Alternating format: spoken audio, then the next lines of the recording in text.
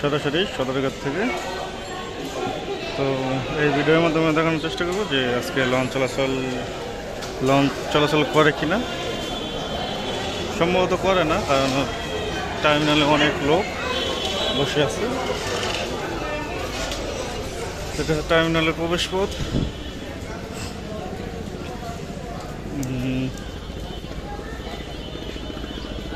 সকালে বলছিলাম যে কি কি রুটে লঞ্চ চলে, তো এখন বাজে 6টা 15 মিনিট। তো এখন দেখাবো যে কোন কোন রুটের লঞ্চ আছে বা নাই। এই ভিডিওর মাধ্যমে দেখানোর চেষ্টা করবো। আশা করি পুরো ভিডিওদের সাথে থাকবেন।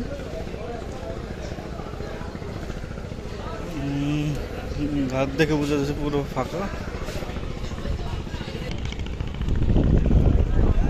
সদরঘাট। তো আবহাওয়া এতটাই খারাপ যে বরিশালের লঞ্চও আজকে যাবে না।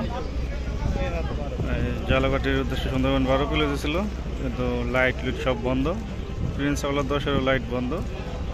রাজহংস 10 লঞ্চেরও লাইট বন্ধ। বরগুনা লঞ্চ ছিল যেটা পূবালি 1, সেটাও ঘাট ত্যাগ করে চলে গেছে। এই পাশে রয়েছে এমবি ওলা। তো শ্রীনগর 7 লঞ্চটিও যাত্রা বাতিল করছে। মানে ঘাটে এরাই সকালে যে ভিডিও দেখছিলেন, সব রুটেরই লঞ্চ যাত্রা বাতিল করা হয়েছে। তো এমবি ভোলা দেখা যাচ্ছে শুধু ঘাটে। এমবি ভোলা লঞ্চটিও যাত্রা বাতিল করছে। এই আলাদ ট্রেনে উঠানো হচ্ছে। তো সামনে গিয়ে দেখি চাঁদপুরের লঞ্চ দেখা যাচ্ছে, বগদাদিয়া 12 লঞ্চ। কারণ বাজে 6টা 15 বাজছে।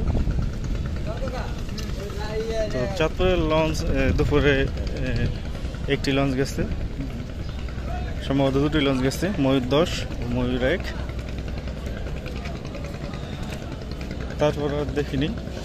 সকালে ইলিশের উদ্দেশ্যে একটি লঞ্চ গেছে, দোয়েল পাখি 8 লঞ্চ গেছে। হয়েছে এমবি ভোলা। এমবি ভোলার আলাদ খুলে ফেলা হচ্ছে, ডগ ইয়ার্ডে চলে যাবে।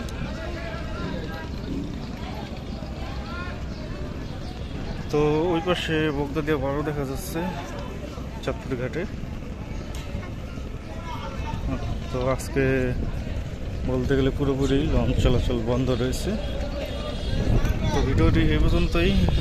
এতক্ষণ সাথে থাকার জন্য অসংখ্য ধন্যবাদ। ভালো লাগলে চ্যানেলটি সাবস্ক্রাইব করবেন, পাশে থাকা বেল আইকনটি অন করে দেবেন, আর পেজটি অবশ্যই ফলো দিয়ে রাখবেন।